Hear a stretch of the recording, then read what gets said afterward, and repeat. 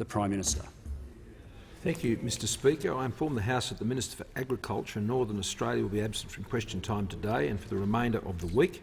The Deputy Prime Minister will answer questions on his behalf. The Minister for Defence Industry and Minister for Science and Technology will be absent from question time today and for the remainder of the week. The Minister for Defence will answer questions on her behalf in the Defence portfolio, and the Minister for Industry, Energy and Emissions Reduction will answer questions on her behalf in the Science and Technology portfolio.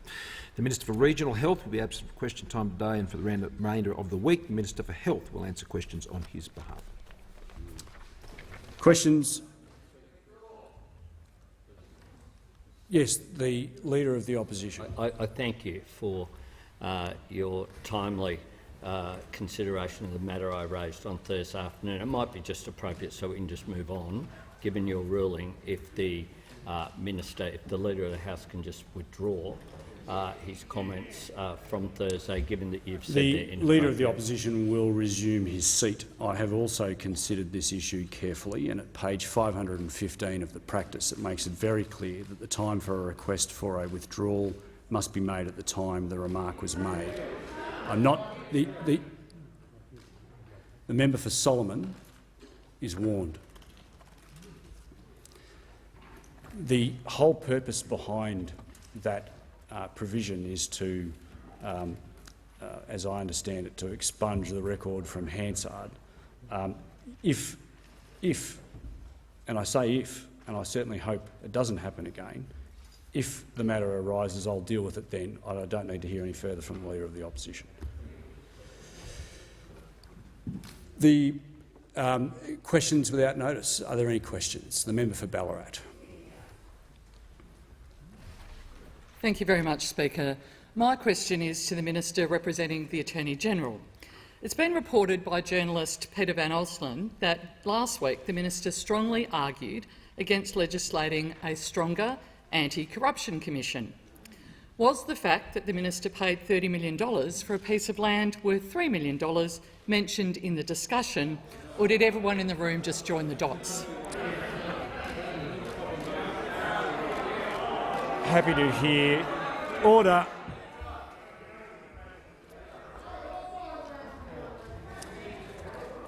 Order. The Leader of the Manager. Sorry, the Leader of the House. Thank you very much, Mr Speaker. Well, the first part of that question may be in order because there was public speculation, again rumour and gossip and bits and pieces that appeared in the media, and the opposition may base some question on that. The second part was a slur and it was made to be ruled out of order. It was a political stunt, Mr Speaker, and it should be treated as such. The Manager of Opposition Business on a point of order. Yeah, thanks, Mr Speaker. It's quite specific in practice that ministers are meant to be across major issues within the media. This certainly qualifies as that. In terms of the issue of an anti-corruption commission, the minister is representing the Attorney-General in this House, and so therefore he is the appropriate person to ask. The reference to the land purchase is something that has already been dealt with as an in-order question many times in this House. Well, not by me, it hasn't. The Manager of Opposition Business will resume his seat. The first part of the question is in order. The second part of the question, in my view, is contrary to Standing Order 90, in that it does, in my view, constitute an imputation of improper motive. I'm happy for the Minister to deal with the first part of the question. The Minister has the call. I do thank the Shadow Minister for her question. As she would well know, there's a well-established convention for very good reasons of public policy that Cabinet Ministers do not comment on or disclose what occurred in Cabinet. I recognise it's been quite a long time, for very good reasons, since anybody on the other side of this House was in Cabinet, because the Australian people have not seen fit to trust you with the heavy responsibility of government. Mr Speaker,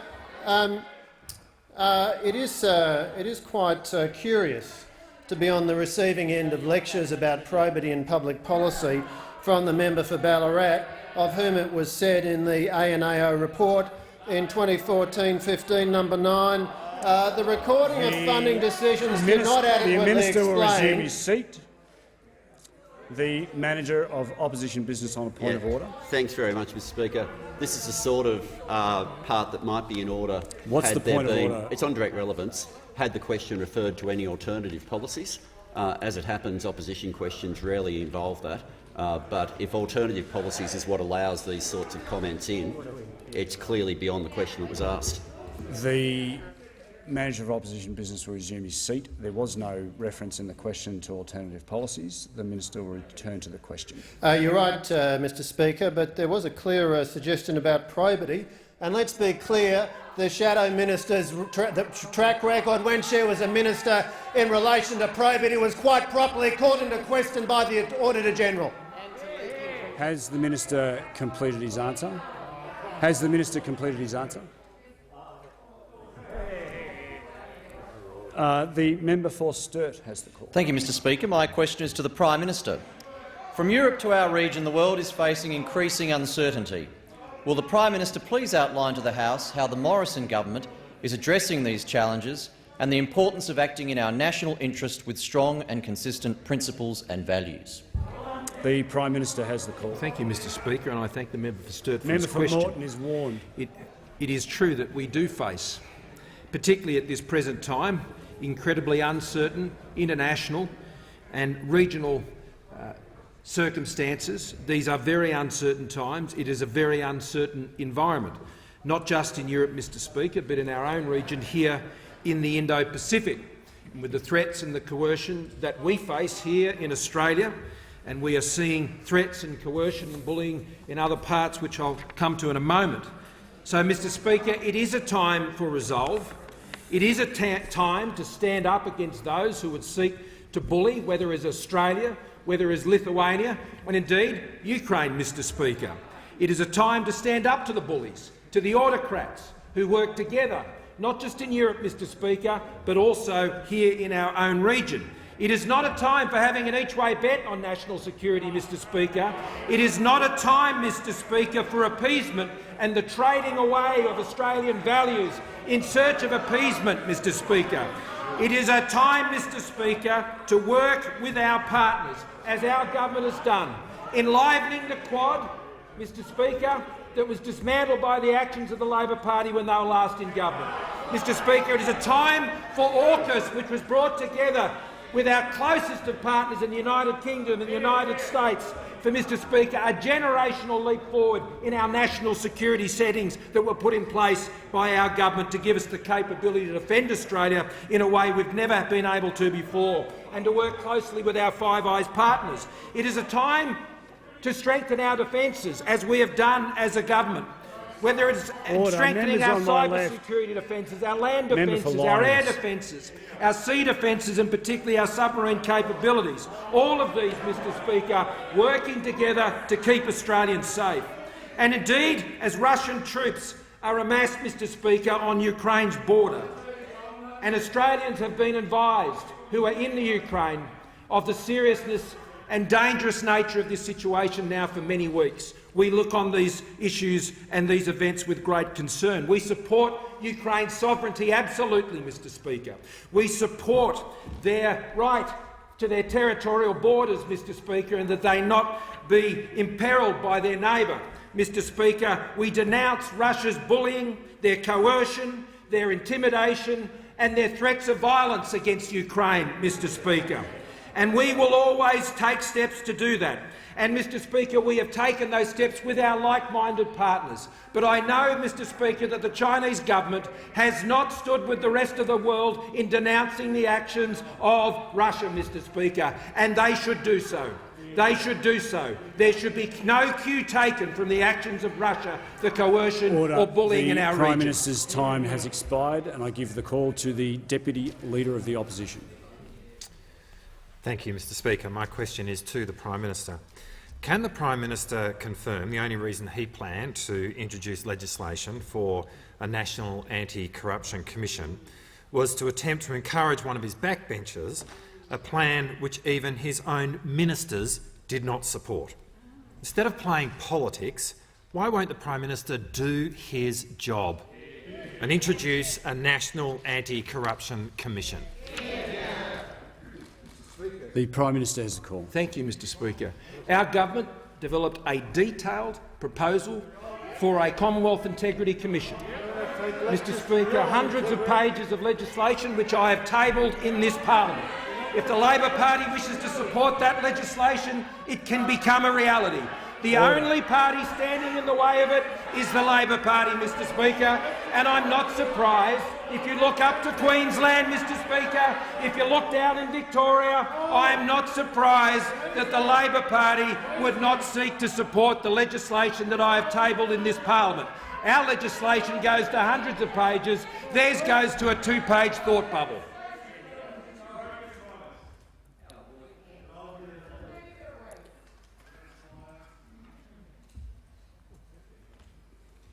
Member for McEwen, would you like to withdraw that comment, that unparliamentary remark?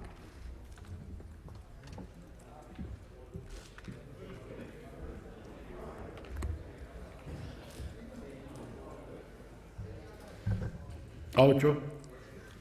Thank the member for McEwen. The member for Flynn has the Thank you, Mr Speaker. My question is to the Deputy Prime Minister.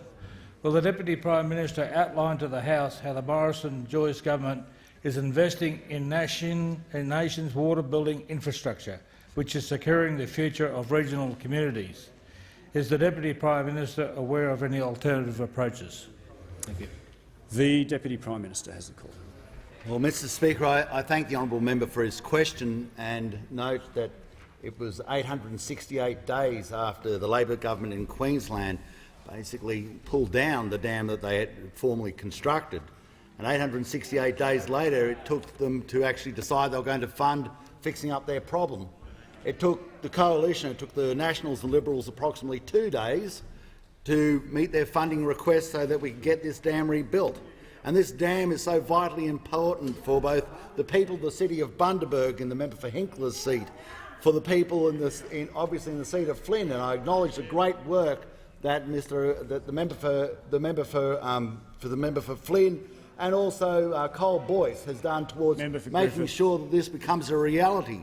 And we also note the macadamia industry, for which this was so incredibly important, the Steinhardt family, and it was great to go around with Bree Grimmer to actually see what we can do with this water now that we're securing it once again. 98% of our macadamias get exported, as well as the sugar cane, which is a vital component of the heritage of that area and also part of the future of that area. This is absolutely showing to the people of central Queensland how serious the coalition is, how serious the Nationals are and the Liberals are about making sure that we are part of their prosperity into the future.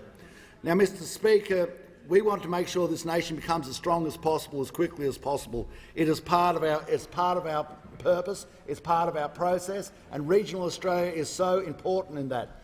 This is not just the first. This is not the first dam. It's not the second dam. It's one of a myriad of water infrastructure projects that we are building throughout the nation. Rookwood Weir, Big Rocks Weir, the Adelaide River Offstream Water Storage, Dungowan, which has started with a pipeline, North Adelaide Irrigation Scheme, Western Irrigation Scheme. But you ask also for alternative policies, and that's very, very hard. That's very hard because we don't even know the names of the alternate ministers most of the time. We've had the member for Ballarat, who has come to her feet today, but she didn't ask about anything about regional infrastructure. What she asked was basically a slur. That is basically all we got for her. The member for Griffith is apparently the member for Water. We never hear any questions from her. The member for Blaxland is apparently Regional Services. Never get any questions from him. And the member for Kwinana is Mining Resources. The best one of all is the member for Franklin, Agriculture. So important in our nation, yet we never get a question from them. It's like the Casper cabinet. The Casper cabinet of friendly ghosts who never actually ask a question. It's like the one-man show. It's a one-man show. Well, we will never know about alternate policies, I say to the member for Flynn, because we never actually hear from the alternate ministers. And this just goes to show the shallowness of any alternate government that they propose.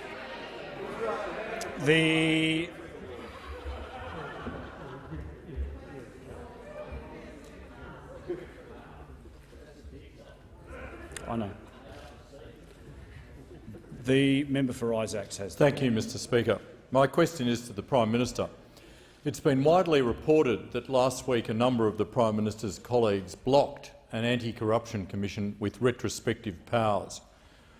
Why are the Prime Minister's colleagues so concerned about an anti-corruption commission with the power to investigate corrupt acts committed before it was established? The Prime Minister has the call. Mr Speaker, I'll ask the Minister representing the Attorney-General to respond. Order. But the matters raised by— Order. Order. The Prime Minister will just resume his seat for a moment.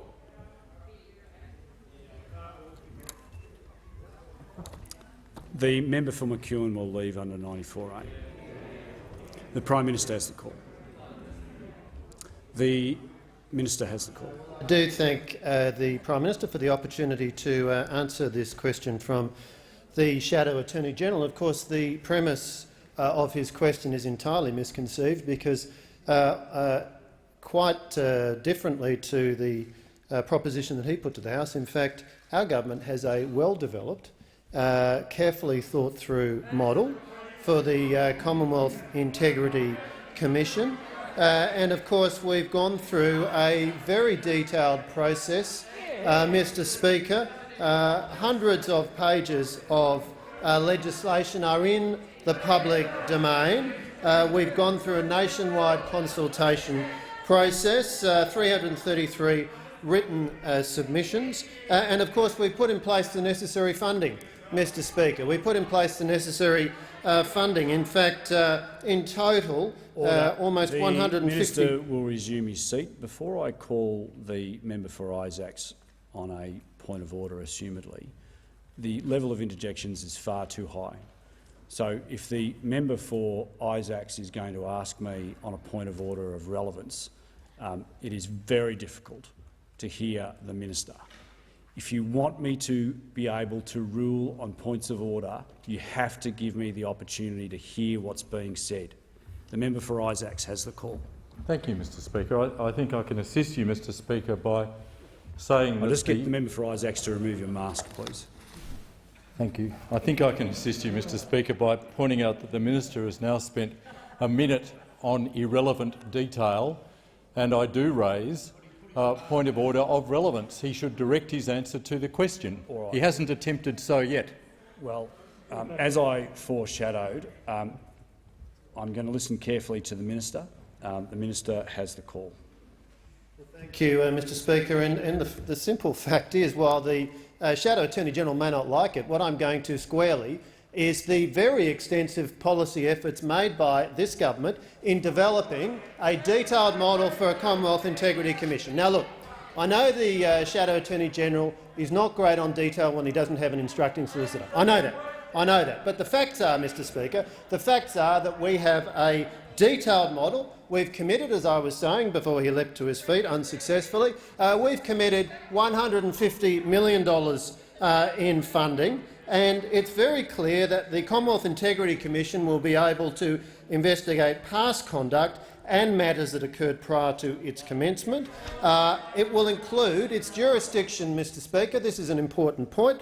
Its jurisdiction will include over 145 criminal offences that currently exist in legislation, including offences under the Criminal Code Act, fraud, abuse of office, falsification of documents, offences under the Foreign Influence Transparency Scheme Act and the Public Interest Disclosure Act. The government will also create, under our detailed and well-developed policy framework, Mr Speaker, the government will also create new offences relating to corrupt conduct, including concealing corruption and repeated public sector corruption. And so, Mr Speaker, we have a well-developed model. And I simply repeat the offer that the Prime Minister has made publicly and repeatedly.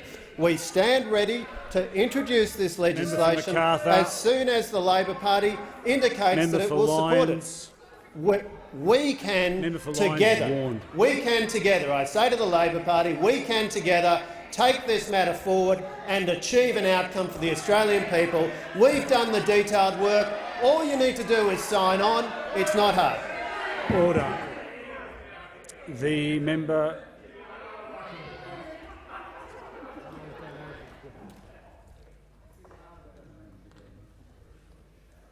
The member for Indi has the call.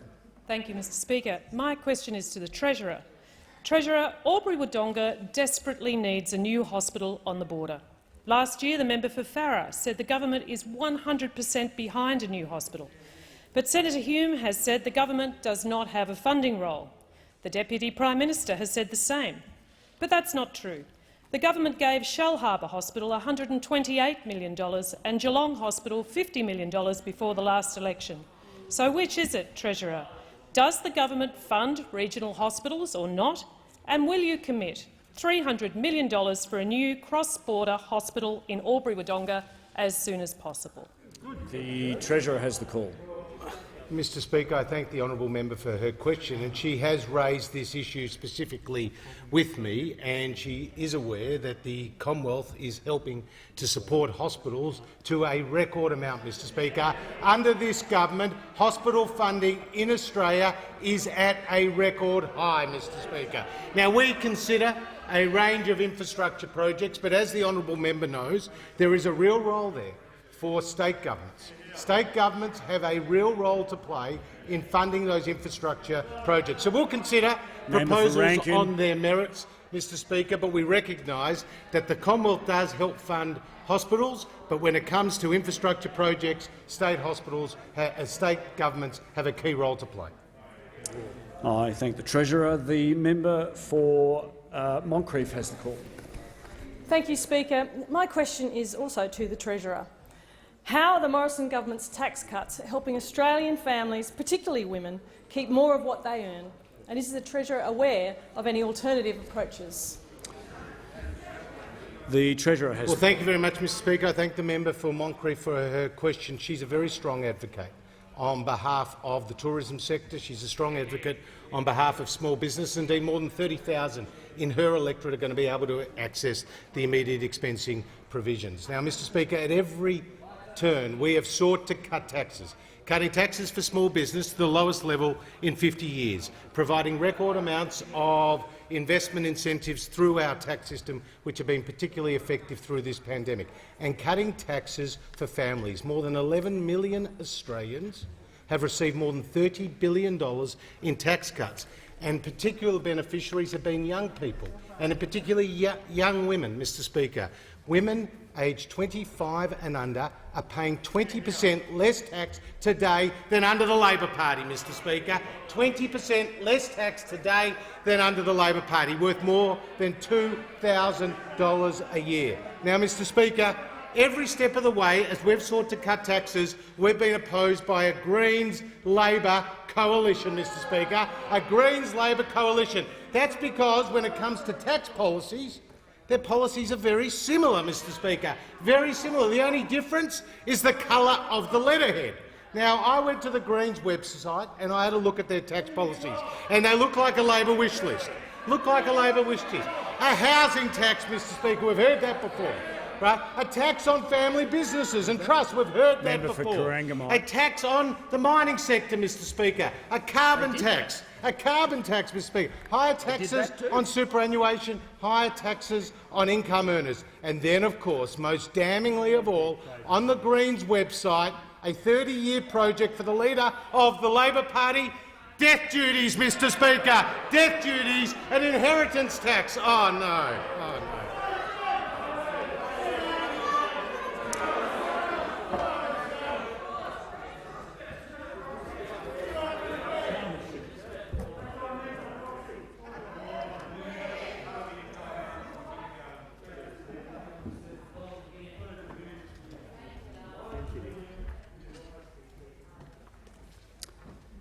The Manager of Opposition Business. On a point of order.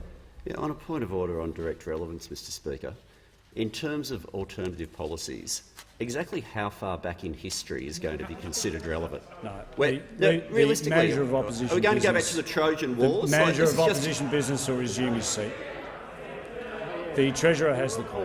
Mr Speaker, when it comes to the Greens-Labor coalition, the leader of the Labor Party has been very busy, very defensive, very hypersensitive, saying that it's nonsense. Well, Mr Speaker, the member for McMahon has been on the record when Labor and the Greens were in coalition. This is what he said. The Greens for are a Griffiths will party leave who under have a very 94A. clear policy objective, but also are a party you can sit down and to discuss policies with.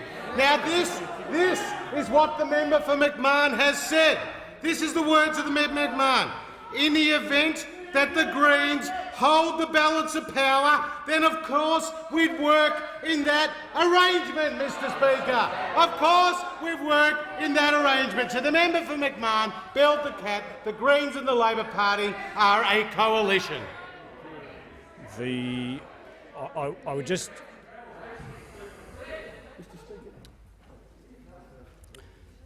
The member for McMahon is warned.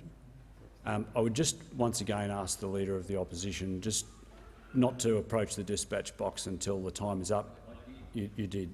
I'm not going to argue with you. The Leader of the Opposition has the call. Yes, Mr Speaker. I seek leave to table the neoclassical theory of the competitive market system, an essay of mine from first-year economics at Sydney University, written on the 7th of August, 1981. The Leader of the Opposition will resume his seat. The Leader of the Opposition will resume his seat. The Leader of the Opposition will resume his seat. Order. Members on my right.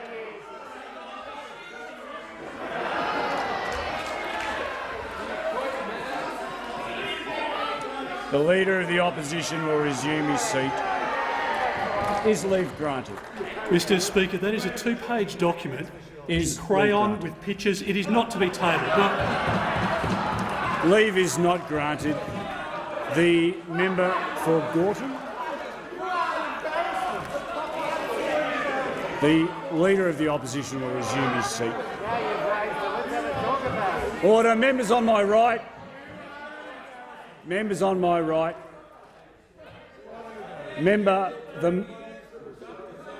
The member for Groom. The member for Gorton has the call. Thank you, Speaker. My question is to the Prime Minister. Leaking from Cabinet is a criminal offence. Has the Prime Minister asked the Australian Federal Police to investigate the source of the major Cabinet leak designed to undermine the Prime Minister? I'm just going to ask the member for Gorton to return to the dispatch box and ask that question again. The member for McKellar's booming voice was preventing me from hearing the question. Thank you, Speaker. As were members on my left. The member for Gorton. Thanks very much, Speaker. My question is to the Prime Minister. Leaking from Cabinet is a criminal offence. Has the Prime Minister asked the Australian Federal Police to investigate the source of the major Cabinet leak designed to undermine the Prime Minister?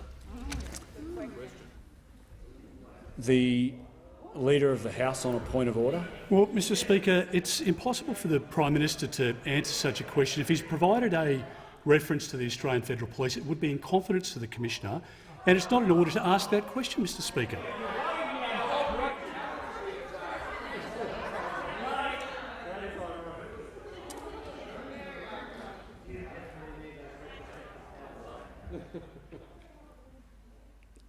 The Manager of Opposition Business. Just to the point of order. We are allowed to ask questions about what the Prime Minister has done and what action he has taken. If he chooses to go down the path that the Leader of the House has said and decide to keep it secret as to what he's done, that's a matter for his answer. But the question is in order. The Prime Minister has a call. The question is in order. Mr Speaker, the member's question is mistaken. The member for Barara has the call. Thank you, Mr Speaker. My question is to the Treasurer.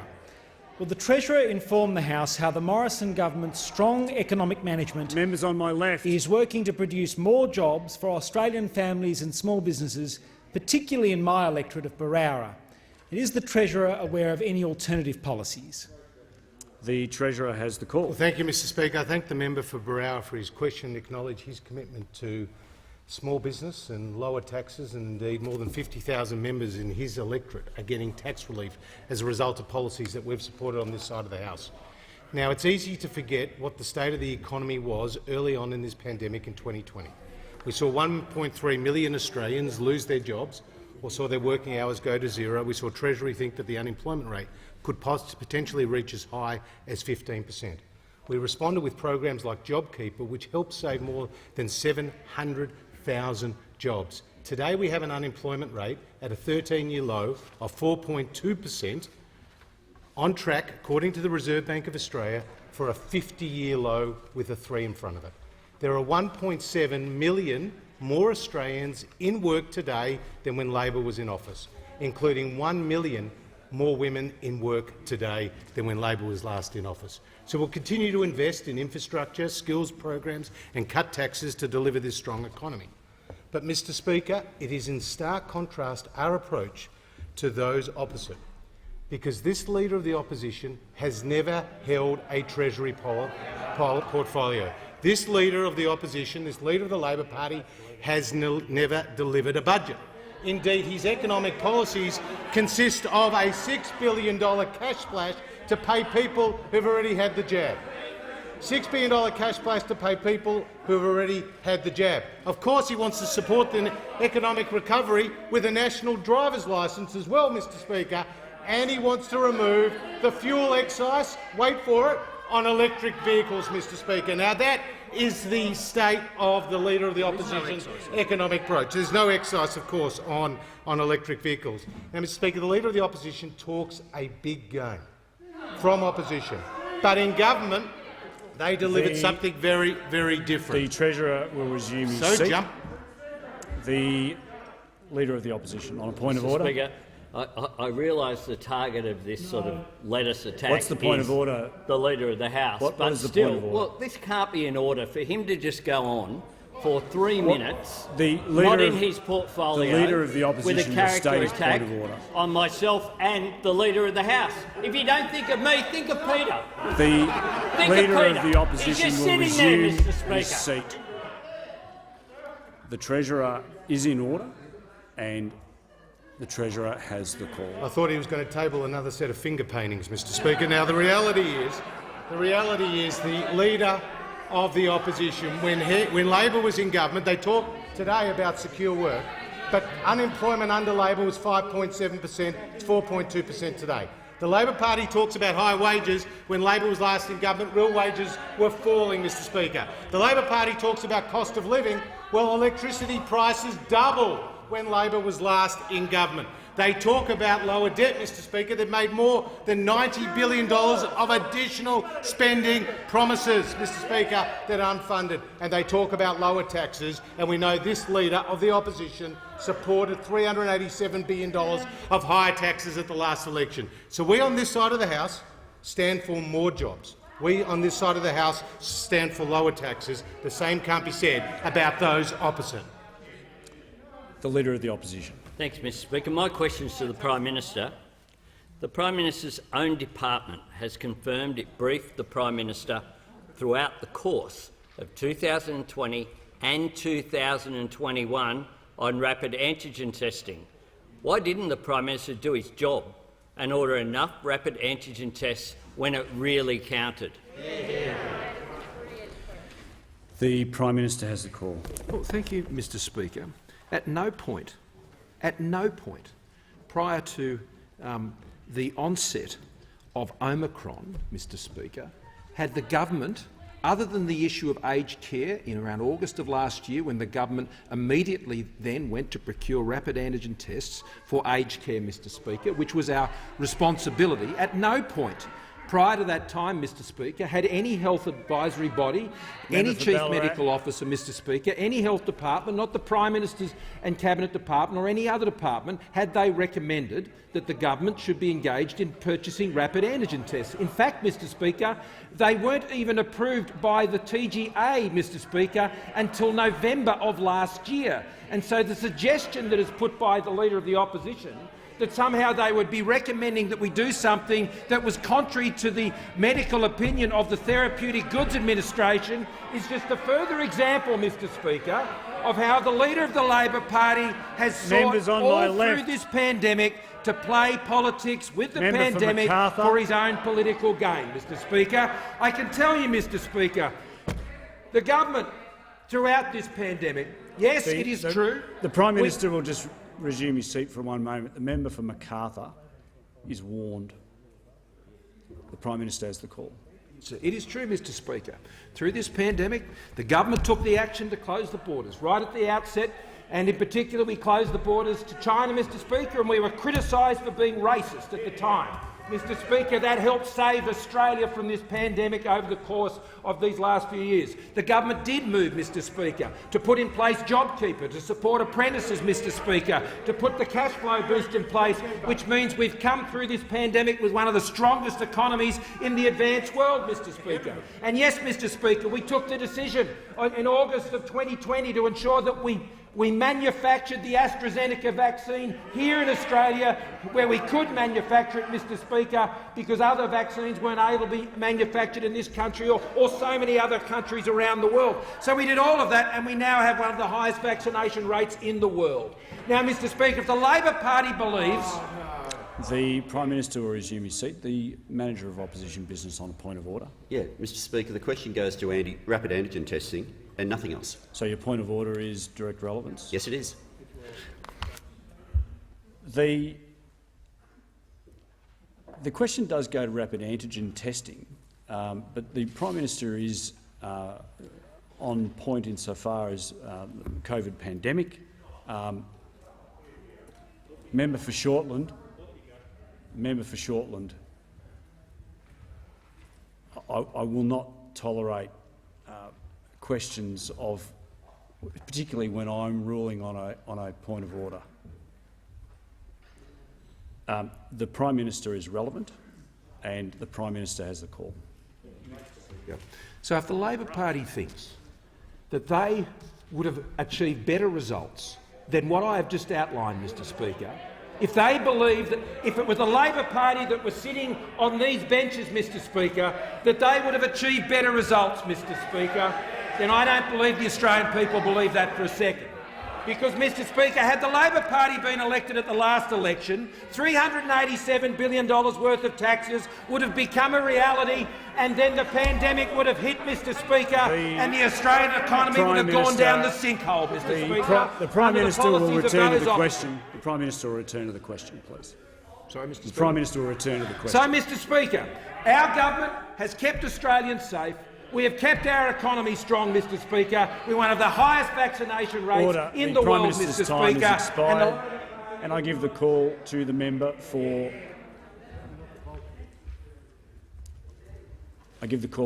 Menzies. Thank you, Mr Speaker. And I asked the Defence Minister if he would update the House on the Morrison government's commitment to a stronger defence force, and is the minister aware of any alternative approaches? The Minister for Defence has the call.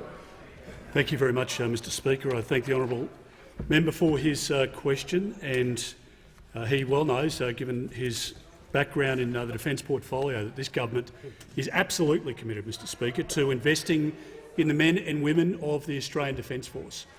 We're not only interested in investing in them, but we're interested in making sure that we can give them the equipment and the stock that is available to help them, help us to keep our country safe. Now, we've not made no apology, Mr Speaker, for that from day one. We've ramped up off a very, very low base the investment that we've made into defence, Mr Speaker. I always think the Labor Party promises a lot when they're in opposition. When they get into government, they do the complete opposite, Mr Speaker. Part of the reason, of course, Mr Speaker, is that they can only be in government with the assistance of the Greens, and the Greens demand that the defence budget be cut. And that's exactly what happened, Mr Speaker, when Labor was last in power. Because, Mr Speaker, defence spending under Labor fell to 1.56% of GDP. It was the lowest, Mr Speaker, since 1938. So when you hear, Mr Speaker, the men and women of the Australian Defence Force saying that they don't trust Labor, and when you hear— The Deputy Leader of the Opposition on a point of order. Well, the point of order is actually irony, Mr Speaker. The Deputy Leader it's of the ironic Opposition coming from the government which— The Deputy Leader of the Opposition will resume his seat. There's no valid point of order. The Minister for Defence has the call. You don't do anger very well, Richard. You know that. Minister for Defence. Mr. Speaker, the reality is that this government is investing some $270 billion in Australia's defence capability. Now, you ask yourself the question, why would Labor have ripped money out of defence and out of ASIO and out of the Australian Federal Police, out of the ACIC when they were in government? Mr. Speaker, it's because they lost control of our borders. They lost control of our borders, Mr. Speaker. That's the reality. And, it's not just this Leader of the Opposition you need to be concerned about. The Minister for Defence. Point of order. The Minister for Defence will resume his seat. Just for completeness, there was no valid point of order. You can only raise relevance once. So I'm happy to hear from the Deputy Leader of the Opposition. Thank you, Mr. Speaker, and this is the occasion, the single occasion in this question where I would like to raise relevance. I fail to see how going to that is at all relevant to the question that was asked. Right. The Minister is being relevant, and I give him the call. Very much, Mr. Speaker. I was asked about alternate approaches, and, Mr. Speaker, the fact is that when Labor was in opposition last time, before the run-up to the 2007 election, they promised Australia that they would keep the economy managed as John Howard did, that they would keep investment into defence going at the levels that the Howard government did. When they got into government, they did the complete opposite, Mr. Speaker. So don't look, Mr. Speaker, at what they do or say in opposition. Look at what they do in government, Mr. Speaker. And it's not just the Leader of the Opposition that you need to worry about. The whole front bench is like some sort of relic of the past of the Rudd-Gillard years. When you look at the number of boats that arrived, Mr. Speaker, on their watch, it gives you a bit of a flashback to the incompetence that they presided over, Mr. Speaker, when they were last in government. Don't forget, Mr. Speaker, that if you look at the member for McMahon, one of our favourites, when it comes to tax policy, when it comes to anti-policy, 398 votes. The Minister for Defence, time has expired. The Leader of the Opposition. Thanks, Mr. Speaker. My question is to the Prime Minister. Can the Prime Minister confirm he failed to order enough rapid antigen tests, said it wasn't his job and blamed the states? He failed to order enough vaccines when it counted and said it wasn't a race. And during the bushfires he went missing and said he didn't hold a hose. Why won't the Prime Minister just do his job?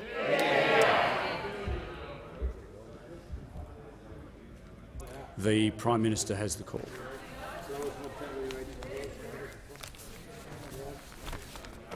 Thank you, Mr. Speaker. I thought you were about to say something. Mr. Speaker, since the pandemic hit, 1.1 million jobs have been created. Mr. Speaker, 11.5 million Australians have benefited from tax relief over the last 3 years. 700,000 jobs have been saved through JobKeeper. 71.3% of trade and exports are now covered by free-to-trade agreements. 815,600 female business operators are in place as of August last year, compared to 647,000 in 2013. 220,000 trade apprentices are now in trade trading, the highest on record. There's been a 20% reduction in emissions since 2005. 1 in 4 homes have rooftop solar. Electricity bills are down 5% in the last year, 8% in the last 2 years. There are 1,213 major transport projects supporting 100,000 jobs. There's over 99% of homes and businesses now with NBN access. There's over 1,200 mobile black spot base stations now funded, with over 900 already built. There's 135,000 new home projects backed by a home builder, and 300,000 Australians and more are in their home because of direct support provided by government since the last election alone. Over 93% of Australians are double vaccinated, one of the highest rates in the world, Mr. Speaker. We are ranked second in the world for pandemic preparedness by the Johns Hopkins Index. 70 defence vessels and 1,700 vehicles, Mr. Speaker, are being built in Australia for our defence forces. 100,000 defence industry jobs and 15,000 small and medium businesses are being supported. Over 4,000 visas, Mr. Speaker, has been cancelled cancelled or refused for criminals since 2019. 163,105 new aged care home care packages have been delivered since the last election. 502,413 people are now being supported by the National Disability Insurance Scheme. That's up by 277,155, Mr Speaker, at the time of the last election. Over 94 million telehealth consultations, Mr Speaker, have been conducted and revolutionised telehealth. Now, Mr Speaker, I'd be happy to have an extension of time, but, Mr Speaker, the clock will beat me. But what I can tell you is that's what doing your job looks like, Mr Speaker. That's what it looks like. This Leader of the Labor Party wouldn't be able to keep up if he tried. Just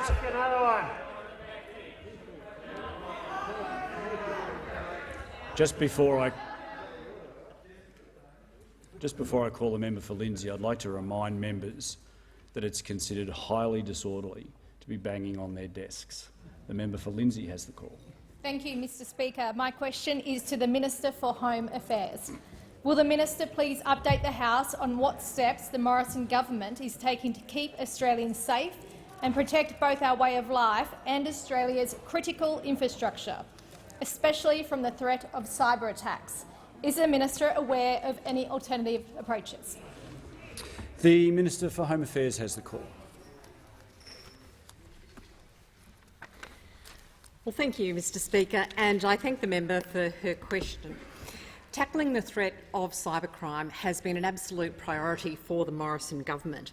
And as the Director-General of ASIO said just last week in his annual threat assessment, during the pandemic, we've all spent more time online, and that means that there have been a number of security challenges that have been presented to us and that we have to deal with.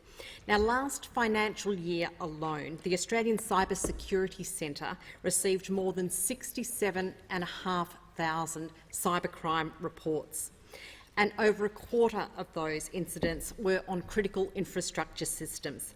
Now, these critical infrastructure systems are the systems that deliver essential services that all Australians rely on, and they include things such as water and sewerage, energy, our banking and financial services, transport and food and groceries. And any threat to these very vital services is a threat to our way of life.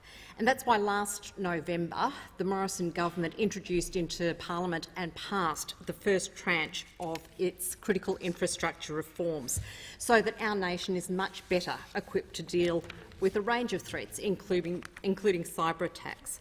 So that was the first stage of a two-part legislative approach. And last week I introduced the second tranche of our critical infrastructure legislation into Parliament.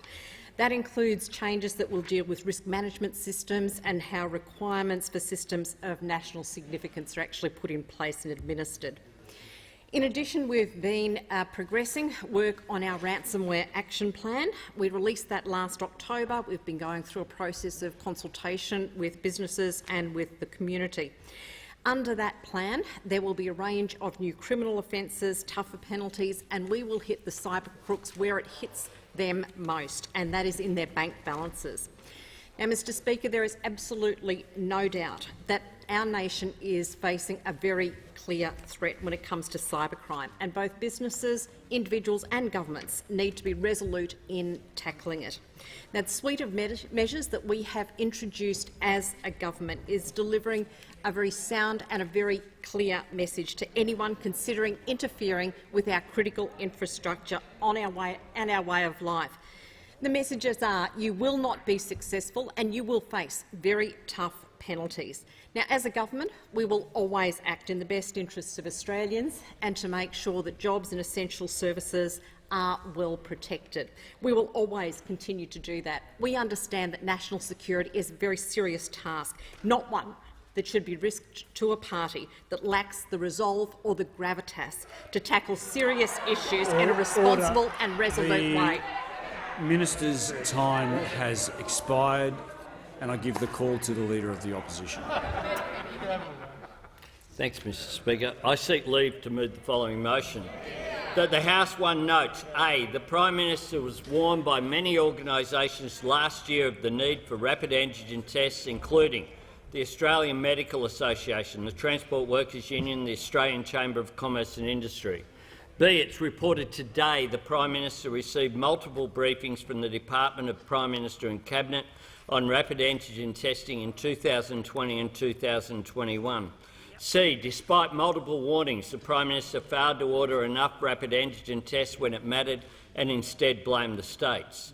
D, the Prime Minister has failed to make rapid antigen tests free and accessible for all Australians through Medicare. E, the crisis in aged care has led to the Australian Defence Force being brought in to perform basic tasks. And F, the latest failure on rapid antigen tests comes after the Prime Minister's failure to order enough vaccines. And 2, therefore condemns the Prime Minister for repeatedly failing to do his job and instead blaming others for his failures. Is leave granted? Leave is not granted. Leave is not granted. The Leader of the Opposition. Thanks, Mr Speaker. I move that so much of standing orders be suspended as would prevent the Leader of the Opposition from moving the following motion immediately. That the House 1 notes, A, the Prime Minister was warned by many organisations last year of the need for rapid antigen tests, including the Australian Medical Association, the Transport Workers Union and the Australian Chamber of Commerce and Industry. B, it's reported today the Prime Minister received multiple briefings from the Department of Prime Minister and Cabinet on rapid antigen testing in 2020 and 2021. C, despite multiple warnings, the Prime Minister failed to order enough rapid antigen tests when it mattered and instead blamed the states. D, the Prime Minister has failed to make rapid antigen tests free and accessible for all Australians through Medicare. E, the crisis in aged care has led to the Australian Defence Force being brought in to perform basic tasks. And F, the latest failure on rapid antigen tests comes after the Prime Minister's failure to order enough vaccines. And 2, therefore condemns the Prime Minister for repeatedly failing to do his job and instead blaming others for his failures. Mr Speaker, this disunited, dishonest, dysfunctional government is failing older Australians in particular. His seat.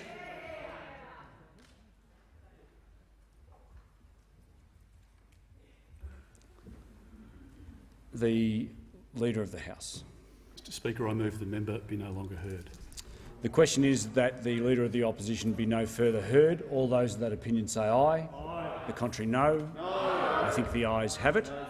Is a division required? Ring the bells for 4 minutes.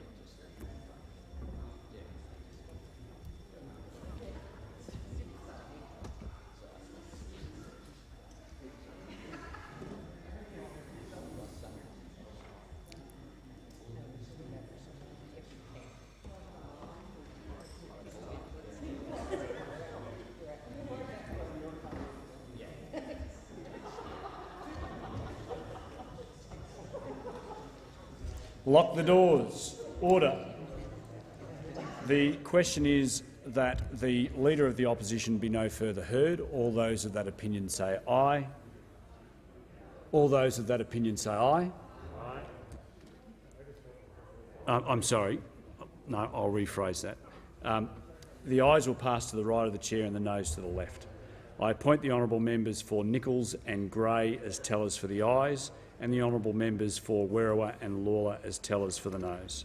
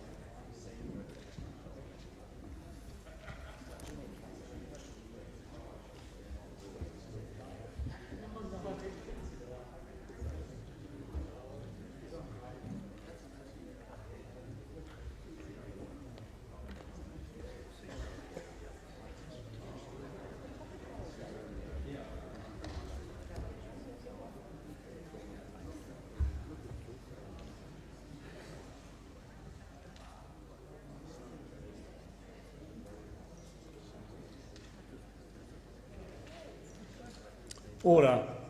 The result of the division is ayes 62, noes 55. The question is therefore resolved in the affirmative. The member for Brand. Thank you, Mr Speaker. Not Quinana. I'm sorry, is the motion seconded? Pardon me. Seconded. Speaker, if there is a single failure that reflects the gross incompetence of this government, it is a failure to provide...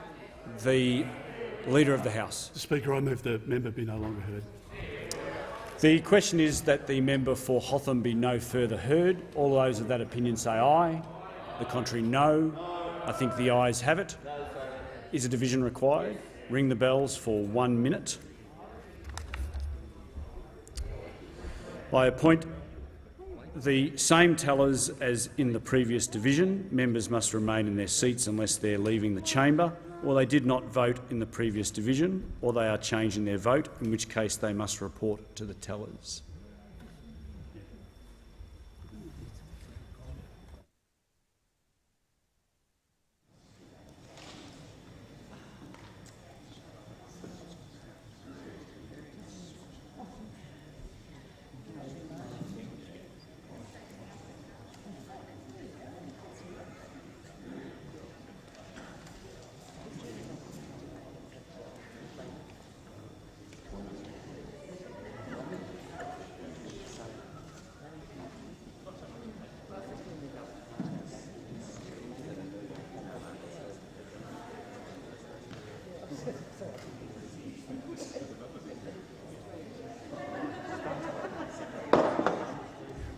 Lock the doors. Order. The question is that the member for Hotham be no further heard. Members must remain in their seats unless they are changing their vote or they did not vote in the previous division, in which case they must report to the tellers.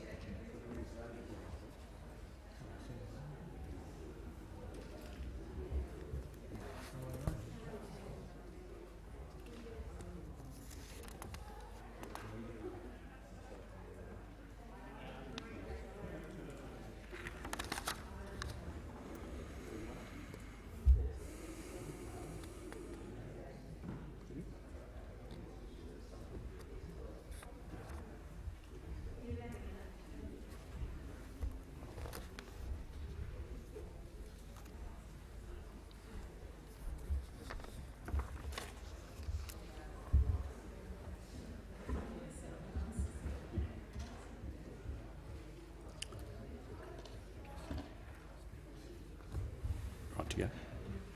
Order. The result of the division is ayes 62, noes 55. The question is therefore resolved in the affirmative.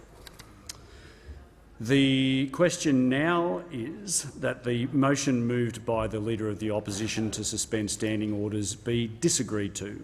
All those of that opinion say aye. The contrary no. I think the ayes have it.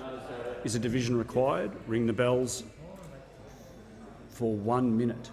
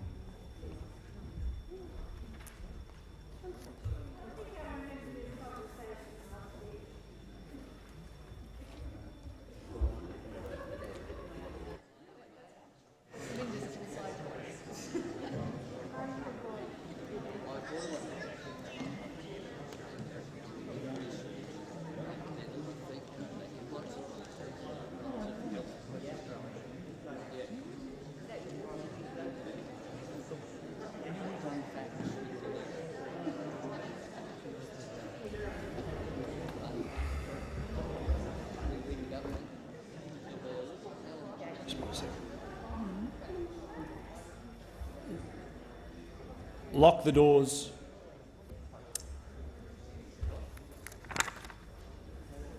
The question is that the motion be agreed to. Members must remain in their seat unless they're changing their vote or they did not vote in the previous division, in which case they must report to the tellers.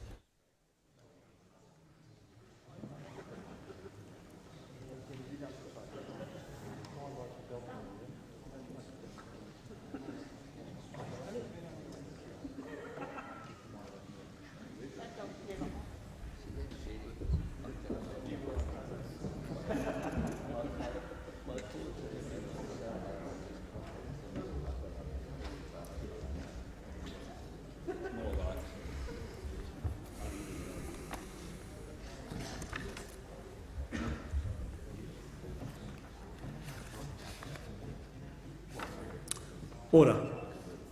The result of the division is ayes 62, noes 55.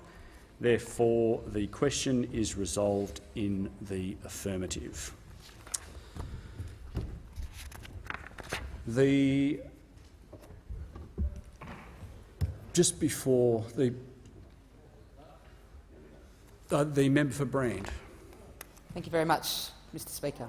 My question is to the Prime Minister. Does the Prime Minister regret spending $1 million of taxpayers' money to support Clive Palmer's court case to force open Western Australia's borders in 2020? I'm going to ask the member for Brand to ask that question again, if you wouldn't mind, Prime Minister. I just didn't. I'd rather hear the question again. Member for Brand has the call. Thank you, Speaker. My question is to the Prime Minister.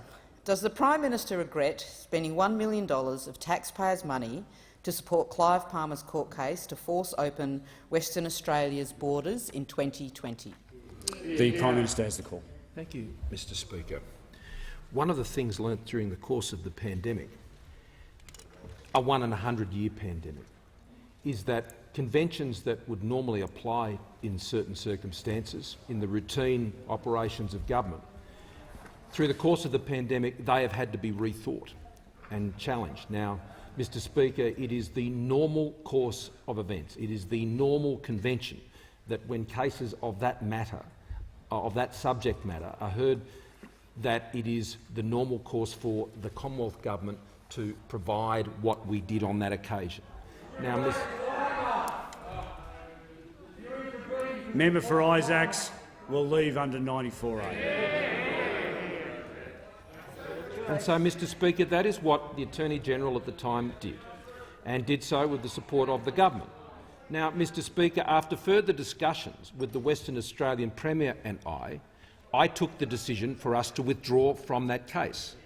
So, Mr Speaker, it was our view that the normal convention that applied outside of a pandemic and the situation of the pandemic led us to make that decision, and we withdrew that decision, Mr Speaker, and I'm pleased with the result that was finally arrived at by the court. The member for Groom has the call. Thank you, Mr Speaker. My question is for the Minister for Immigration, Citizenship, Migrant Services and Multicultural Affairs. Will the Minister update the House on the Morrison government's actions to protect women and children from foreign criminals? And is the Minister aware of any alternative policy approaches or views? The Minister for Immigration, Citizenship, Migrant Services and Multicultural Affairs has the call. Thank you, Speaker, and I want to thank the member for Groom for his question. I commend his genuine concern about the safety of women and his advocacy for protecting women and children at law. The Morrison government has, of course, had a bill in front of this House approaching over 1,200 days before the Leader of the Opposition, before the Labor Party and before the Australian Greens to strengthen the character test, to enable the government to deport more foreign criminals from Australia who commit serious crimes against women, against children and family and domestic violence. So while the Leader of the Opposition has time to go back and look up his school homework, I'd ask him to do his homework on this bill, Mr Speaker. Because if he did his homework on this bill, Mr Speaker, he would know that these reforms will allow us to deal more swiftly and more quickly when serious crime occurs, thereby preventing more family violence and domestic violence against women and children in Australia. And it begs the question, Speaker, why would the Labor Party oppose for 1,000 days, for 1,200 days, a bill that says the government should be allowed to deport foreign convicted criminals of serious offences? This would have to be one of the things you've opposed the longest and the most in the Labor Party's history. You feel so passionately about it, Mr Speaker. Well, I can say to the opposition, I say to the Australian community, the Morrison government will not back down from our view that the law needs further reform to deport more foreign criminals and stop them in their tracks when they commit these crimes, these serious crimes against women and against children in Australia. It's an important issue, Mr Speaker. And so to hear the heckling from the Leader of the Opposition, I have to say, who does he take his instructions from on this issue? Well, we know he's in lockstep with his partners, the Greens. The Greens are the ones who really oppose this bill, Mr Speaker, and they've dragged the Labor Party and the Leader of the Opposition to this position. But why would the Labor Party continue to oppose this, Mr Speaker? And I say, well, it's all because of the Leader of the Opposition. The Leader of the Opposition isn't taking an each-way bet on this, Mr Speaker. He's taken the multi on this. He's on every single position in the relation to the deportation of foreign criminals. And, Mr Speaker, I say that's not good enough. This government say it's good enough. If we have to put this bill for another 1,000 days, we will, Mr Speaker, because we believe passionately that the law is important, the construction of the law to protect his seat. The Leader of the House, Leader of the Opposition, on a point of order. Thanks very much, Mr Speaker. The minister began on answering the question, and now he's going off on all sorts of tangents. He knows that he has the power now, which is why he got rid of Novak Djokovic. Is your point of order relevance, Leader of the Opposition? That's exactly the Leader how of the it Opposition. happened. Is your point of order relevance? Yes.